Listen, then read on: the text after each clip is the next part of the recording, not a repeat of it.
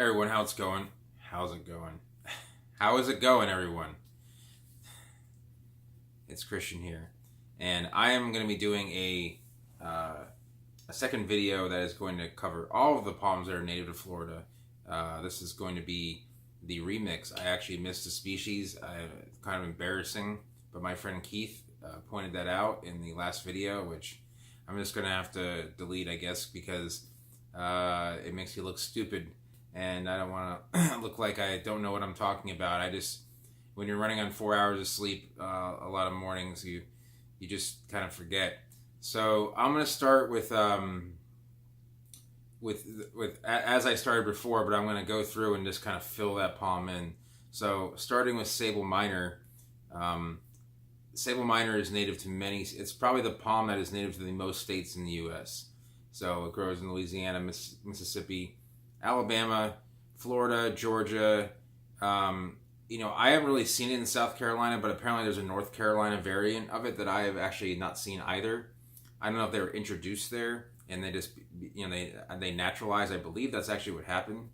So in Florida, however, it grows mostly in the northwestern part of the state, going into the north central part, and it kind of stops after a while. It does grow down to about Ocala, and very cold hardy.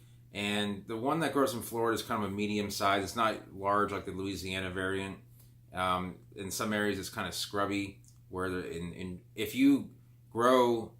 if a palm is native to a certain area, sometimes if it's native to an area that gets less rainfall than an area that gets more rainfall, it will be kind of dwarfish. And you can find these dwarfish variants, some that just don't get really any, they just kind of grow out of the ground and they're mature then. So ones that grow closer to the coast are going to be like that, that don't grow in swampy areas, more scrubby areas. So moving along a little further east, maybe a little bit further south, but also growing in other states such as Alabama and Georgia is Rhipidophyllum hystrix, or the needle palm. And this palm is also known for being extremely cold hardy.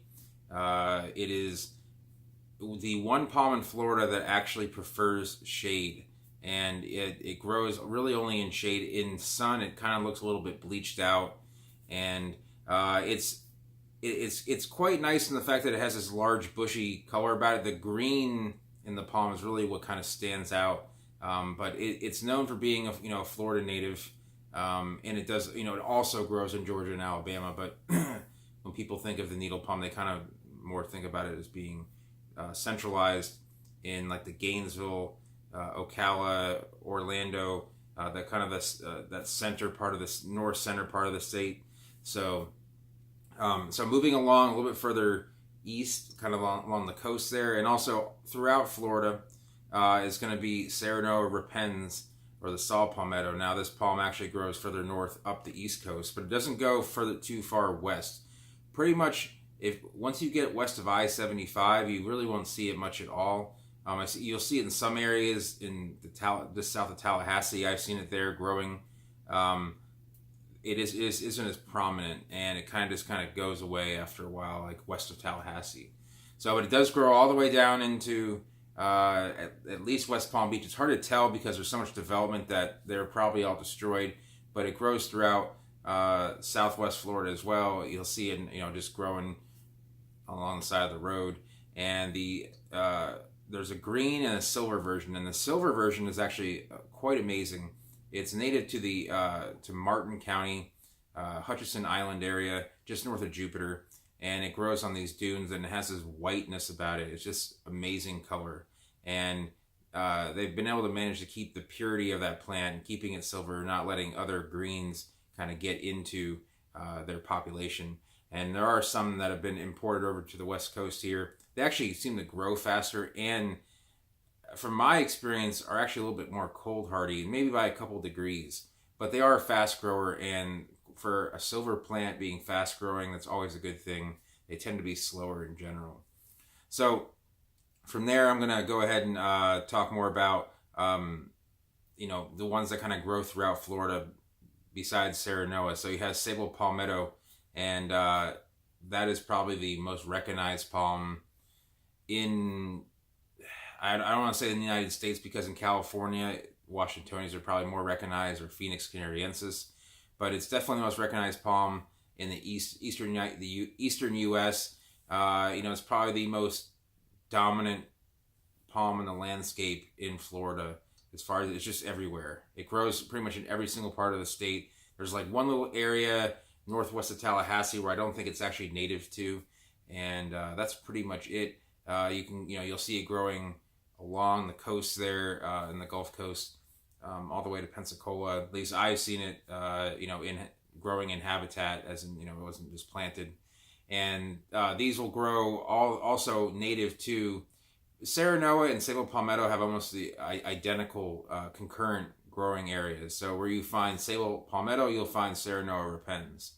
And palmettos are native all the way out along the coast, through Georgia, South Carolina, into the Bald Head area of North Carolina. And that's considered the northernmost population of Sable Palmetto. Although apparently there's a Sable Minor that's native to northeastern North Carolina. I don't know a whole lot about that, actually, but I'm interested in knowing more. So heading south a little bit more, I want to talk about some of the palms that are a little more native to the central southern parts of Florida. So I'm going to go ahead and talk about the palm that I missed, and that is Aceloraphe wrightii. That is also better known as the Everglades palm. It is probably one of the more forgotten palms, that, as far as people forget that it's actually native to Florida. It's also native to Cuba and I think a couple other Caribbean islands. There's a blue variant of it called Aceloraphe wrightii azul, which in Spanish means blue, or I think of the sky. I forget. But it's a blue variant. It's not very blue, but it has a blue tint to it. But in Florida, this palm grows in the western part of the Everglades, from what I've seen. I've seen it growing concurrently with royals and other palmettos. And if you want to see a good naturalized area of habitat area of Aceloraphe, you can go down near Fakahatchee Strand, which is where the next palm I'm going to talk about is, and that is Roystonia regia. Now, there's a lot of discussion about whether there's a Florida royal that is distinct from the Cuban royal. The Florida royal was once called Roystonia elata. That's not a valid binomial anymore. Now, by binomial, I mean it's not a valid genus and species. So it's not, when a plant's given a genus and species, that's their binomial. And so the elata apparently has a straighter trunk, and the regia has a curvy trunk with a ventricose kind of center, meaning fat.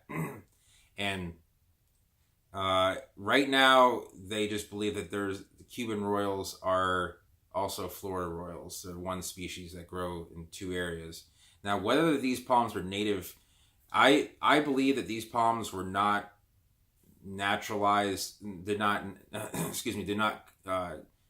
evolve into Florida naturally. I believe they were brought here by Native Americans because they're very useful. Their hearts of palm are very tasty. The wood of the palm is very durable, and they're very they're very hurricane resistant. So they were considered good plants to have in the area for building, for eating, for whatever you may need to make things with. So I believe that Native Americans brought them to the area in Fakahatchee Strand because one of the biggest Native American settlements in Florida was actually the 10,000 Islands, which is about 20 miles away as the crow flies. And there's a lot of Indian mounds there. So for me to think that they didn't bring it just to that one area, it doesn't make sense, because for them to evolve into Florida, they would naturally start in South Florida from Cuba. So I don't see any other way they would have gotten here. There could have been other ways, but they've been around as long as European settlers have been here, and they have been known to grow as far north naturally as about 20 miles south of Jacksonville along the St. Johns River. Those were all killed in the late 19th century during the terrible freezes, which actually made Miami the city that it is, because Miami was saved from those freezes, and that's what brought people down there, because the citrus crops actually did not die where they died everywhere else in mainland Florida.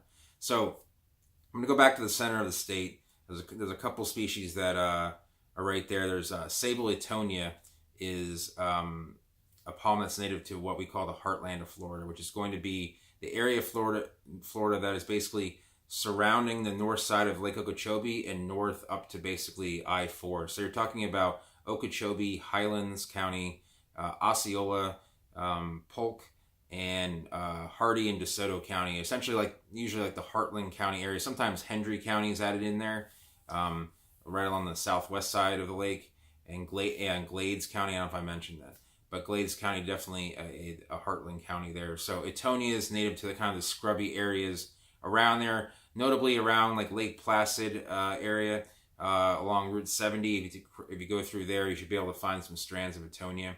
So Etonia is going to look somewhat like minor, except for its leaves are going to be a little more folded together, more costopalmate. And a close relative to Etonia is the next palm I'm going to discuss, and that's Sable miamiensis. Now, this palm got its name from being native to the metro Miami area. Now, this palm does no longer exist in habitat because of development. It grew along the coastal, what is now like the intercoastal areas of Broward and Dade County.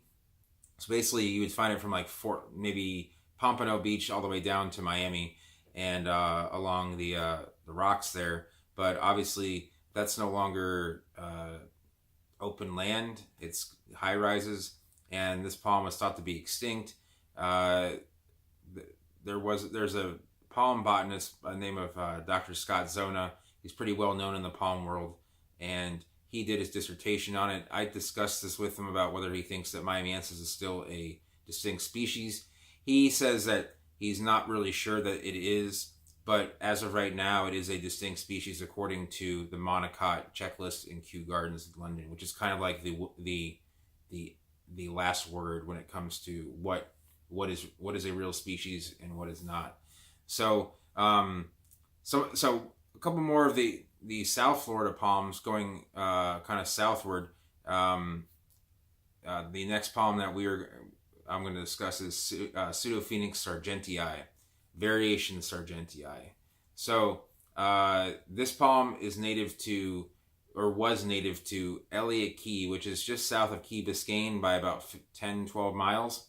There's kind of like this, if you go down Key Biscayne, you can kind of look south and there's an open area, and then the next key, I believe it's the next key, is Elliott Key. It might be a couple other keys, but these were native to the area when European settlers came. It's just native to like that one area. So I believe that because it's known as the cherry, the Buccaneers cherry palm. People did use the fruit for eating and I believe making wine too, but I've never had it. I think that again these were brought by Native Americans and brought to this, and they kind of naturalized in this area. I have that's just what I think.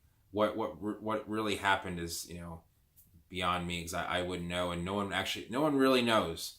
So they went almost extinct for a while. They were brought back to the mainland and repopulated, and then brought back to the Elliott Key and planted back there again.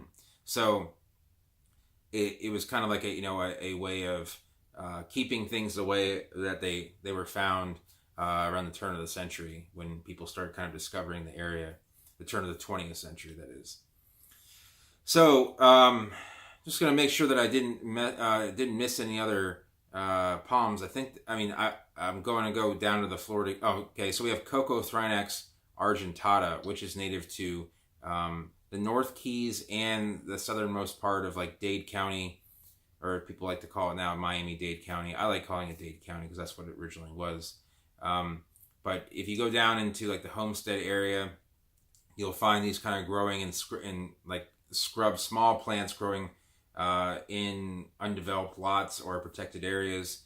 And it has a Cocothrinax. The argentata refers to the silvery underside of the leaflet, and it it is a pretty palm. It actually grows a lot faster in cultivation than it does in habitat. It's quite a small. I'd say it's probably the slowest growing palm in the U.S. in habitat.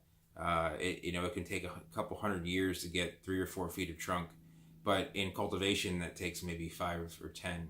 So just really comes down to the fact that they just don't take in any fertilizer and just get the water that comes to them. So so heading south, there's 2 more species of palms that are native to only the Keys or the southernmost coast, if you want to take a stretch there. The first one being Thrynax radiata, the Florida thatch palm, which is also native to other areas. Like if you go to Cozumel, you can drive around the island there and you can find them in habitat as well. But that grows essentially, I believe it's native to like the very edge of the continental part of Florida, or the mainland part of Florida, and also like Key Largo down into the Middle Keys, down to say Marathon or Tavernier. And again, a really good palm for Florida, full sun, takes a lot of beating, a lot of salt, decent amount of drought. And so then from there, the southernmost growing palm in Florida is Leucothrinax mauritii, which kind of starts around where Thrynax radiata ends and goes all the way down into the Key West area. More up, it used to be Thrynax mauritii, but they decided because of the flowers it would be its own genus. And more upright leaflets, kind of a fatter, stouter trunk, and very silvery underside. That's the one way you can tell a major difference between Thrynax and Leucothrinax is Leucothrinax has that real almost concave leaflet in full sun and silvery underside. It's quite a pretty palm and underutilized, a little bit cold, pretty cold hardy too. So I'm gonna take a minute and just kind of go through my mind and make sure I haven't forgotten any more palms here. I think that's pretty much it. I'm just kind of like thinking, driving myself crazy, because if I don't get them all again, then I'm gonna feel kind of like an idiot. But I think that's all of them. And yeah, I mean, if you guys enjoy these videos and want me to do more discussions on where palms are native to and where they kind of grow, then I'd be happy to do that. You can also, I'm going to do a couple other videos on like the books that I have that I've used to kind of look at where these palms grow. And I'm going to do that. I'm going to do a video on seed germination updates, like how I've germinated stuff and what it looks like, how I take it out of the moss. And probably I'm going to do a video on depending on what your seed looks like, how you can tell what kind of, whether it's going to be a remote or adjacent germinator, and how to properly sow the seed if you don't even know what it is. So that might be helpful for people who just kind of collect seed and maybe did not get a picture of the plant that they collected. So I hope this was informational to you. This is something that I think people of Florida are proud of the native plants. You'll find that most people have there's a native movement for palms in Florida by many people, although there's tons of exotic palms here as well, which are thoroughly enjoyed. So I hope you enjoyed the video. I hope it was informational. If you have any questions about native palms, feel free to leave them down below. If you did enjoy the video, give it a thumbs up. And if you want to talk more about or see more videos about me talking about palms, showing videos of more species in the future, go ahead and subscribe, and you can hit the notification button, and you'll see you'll see not only when I put out a video, but I do go live quite a bit, maybe 2 or 3 times a week now. I find that taking my trips where I go back and forth between Venice and Cape Coral, I have a lot of free time to talk, and many of you have joined in the discussion. It's been enjoyable. So the notification will let you know that I'm live. So if that's your thing, then go ahead and hit the bell. So thanks for watching, everyone, and I'll see everyone next time.